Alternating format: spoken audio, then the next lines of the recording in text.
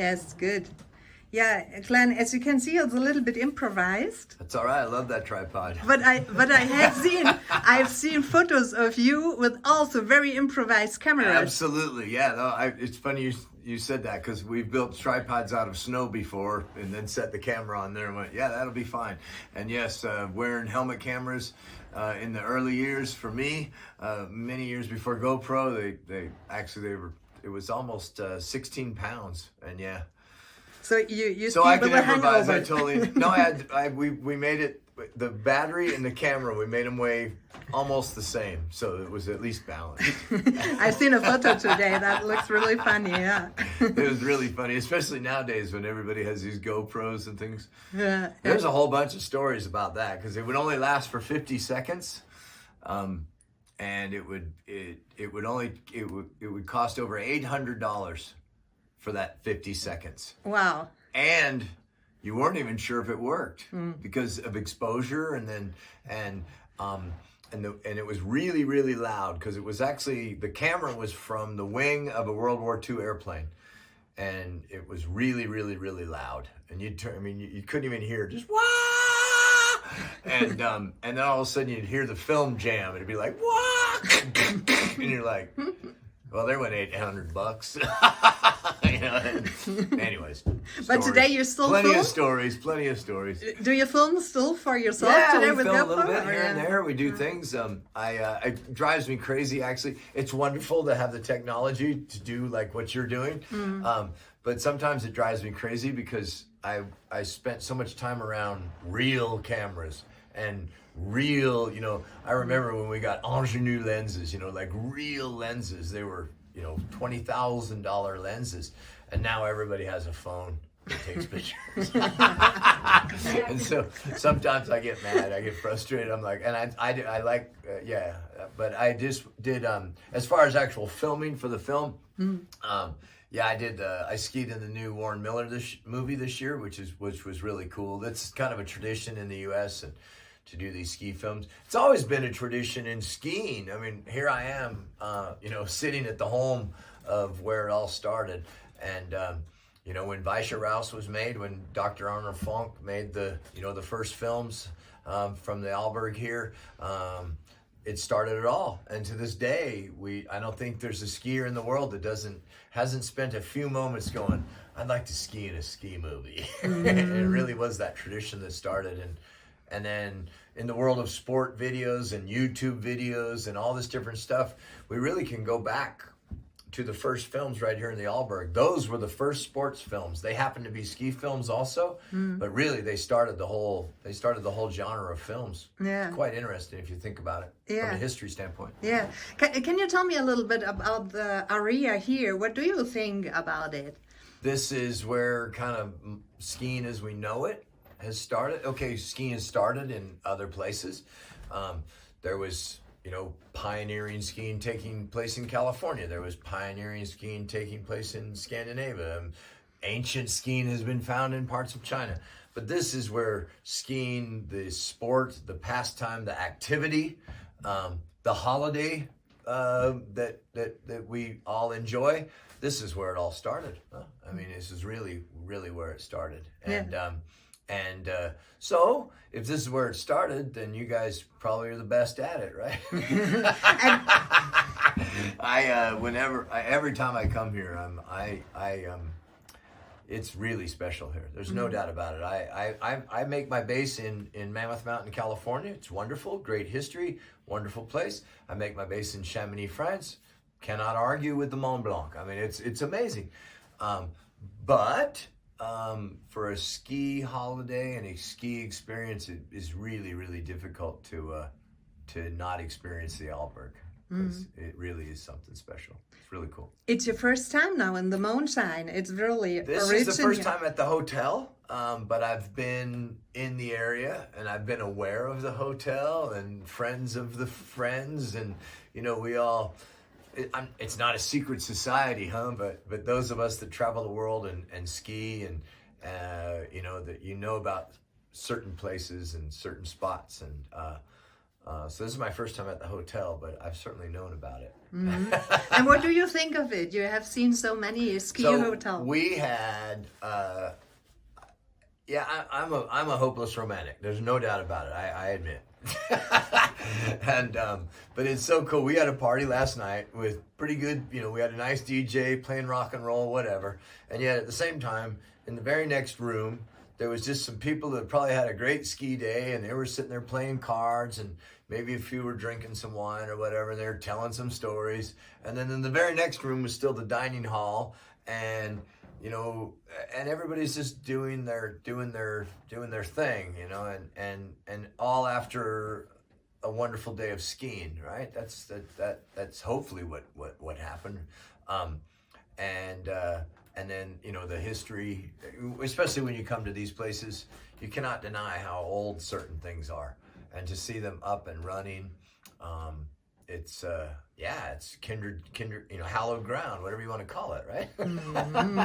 And but at the same time, it's really cool, like I say, to have the bar, and it's kind of low ceilings. I mean, it really is it's a cool old bar, and yet at the same time, the conversation room, you could sit there and enjoy, and if you wanted to go in and party, you could party. But if you just wanted to kind of have some time after a nice ski day, that's available also. And then, let's face it, food and skiing is kind of go hand in hand. You can't ski all day if you don't eat good, right? And then you got to sleep good too.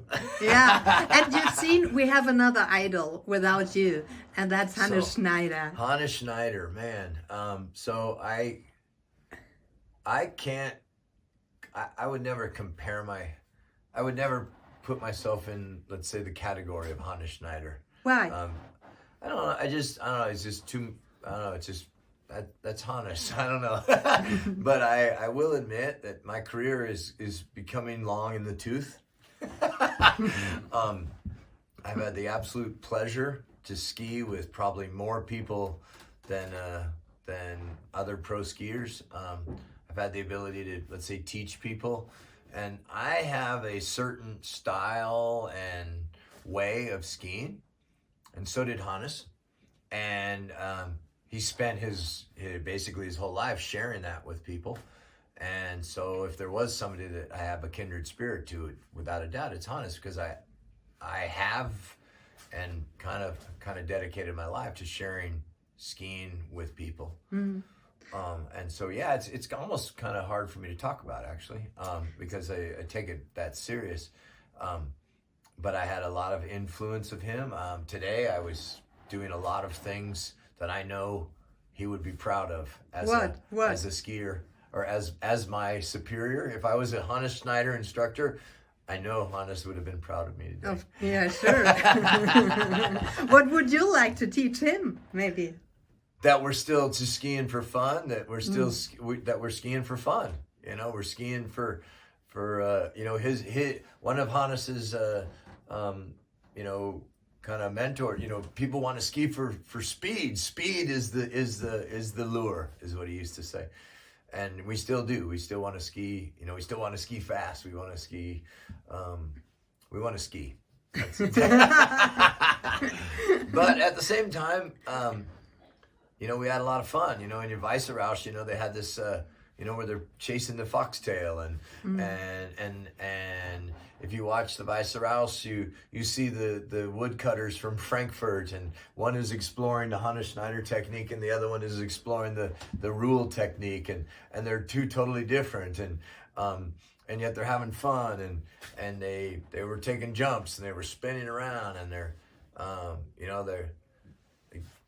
I had a Japanese friend tell me that people need to ski like fish. They need to quit skiing like sharks. Too many people ski like sharks, and I kind of maybe have taken that. And too many people ski like Doberman pinschers, and they should ski like Labradors.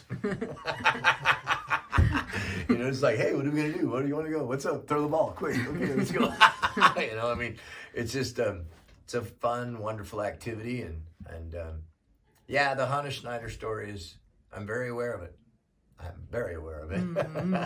You've seen some photos on the Statue of Yeah, and Liberty. I've studied it. And Yeah. of course, I've been to North Conway, and I've been to where he ultimately ended up in the United States.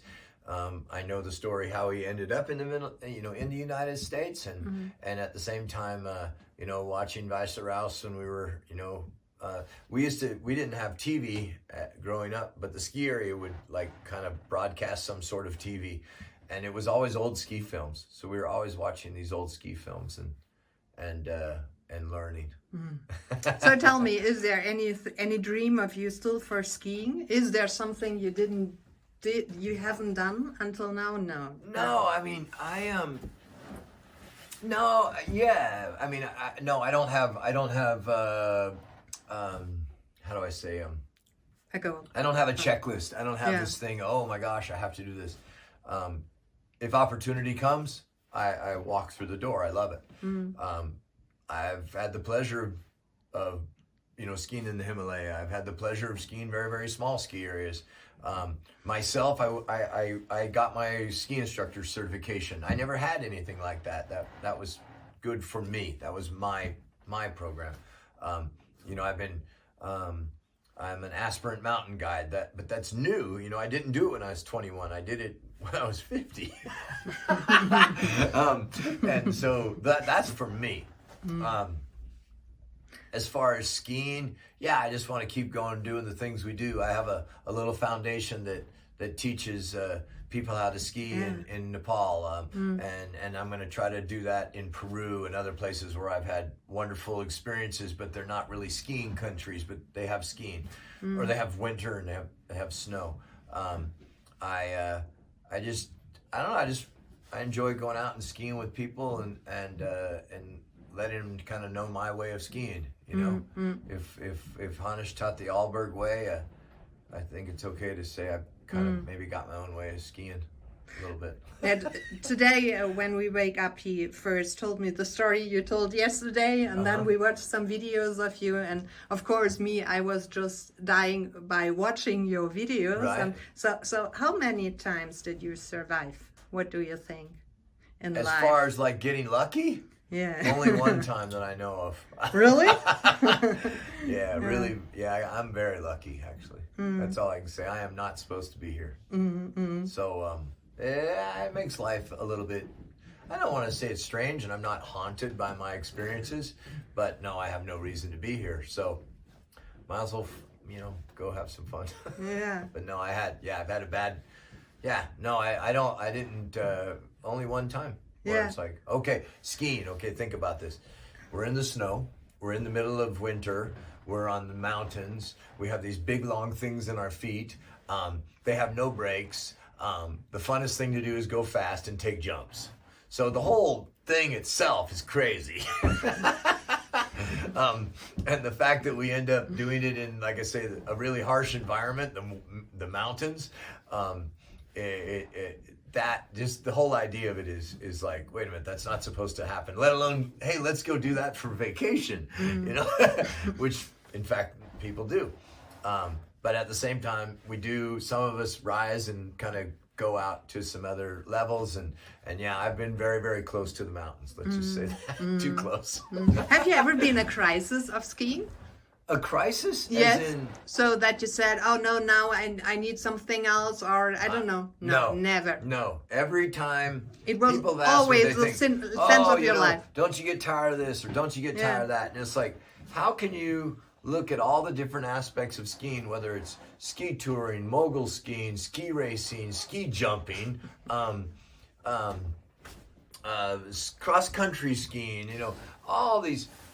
No, there's so many ways of skiing that how could you ever, I'm very curious, huh? So no, I've never, I never get to a point where you go, I'm just not going to do it anymore. There's just so many you things also to do a lot of other sports, I've seen. Yeah, I enjoy it. I enjoy our activities. Skiing for the most part is a winter sport, and that means in the summer you can do other things. And so I love water skiing. I love riding my bicycle. being a skier, of course, I love alpinism. I love going in the mountains and climbing in these things. Yeah. But I also really love summer sports. You know, if the winter is big, that means there's a lot of water in the lake. So summer's going to be big too. Yeah. And so I'm a big water skier, to be very honest. I did lots of that. But you know, I think it was Keeley. And maybe I've been around too long, and maybe I know too many things, or maybe I just paid attention when I was a little kid. But I think it was Keeley who said something like, I only ski as good as I relax. Because he was like partying on the French Riviera or something, and everyone else was out training. And anyways, I've always kind of thought about that. Like, you can only ski as good as your downtime. Who was your connection to come here? I'm here. I'm sponsored by Lawn Skis, and Andy from Ski Base is an Elan dealer. And about 10 years ago, he was there's ski shops that just like sell whatever, and then there's ski shops that are involved in the sport. And Andy is one of those types, and Ski Base is one of those ski shops that's very involved in the sport. And if you're involved in the sport, there's things that you can probably take a part of. And yes, we all want to sell skis in the end, right? I mean, that's okay. I work for a ski company, so we want to sell skis. But there's other ways to do it than just, you know, here's the ski and buy it. And so he asked me about 10 years ago to come to the Arlberg and be part of a ski test. And we had a really good time. We brought new skis, we hung out, and it's open to the public, and we ski, and we have a little bit of a party, and there you go. And it was really, really fun. And I do this a lot, actually, to different shops and different distributors around the world. And so he asked me to do it again. I got an email, and it was the answer was very quick. Yeah, that's cool. That's in fact, really I told him cool. now, I go, let's not go through Elan, just call me, man. We can organize something even better. No, I had really good memories. That was a fun trip, and